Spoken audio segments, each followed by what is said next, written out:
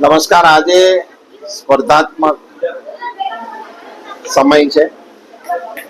હવે વિદ્યાર્થીઓએ જિલ્લા, તાલુકા કે રાજ્યમાં સ્પર્ધા નથી કરવાની.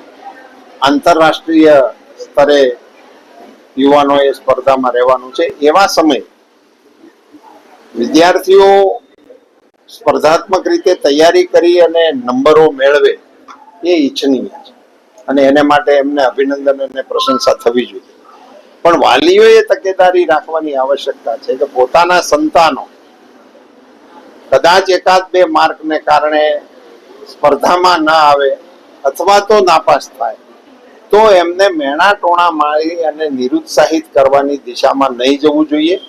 વિશ્વ ખૂબ વિશાળ ફલક ઉપર છે. અસંખ્ય તકો છે યુવાઓ માટે.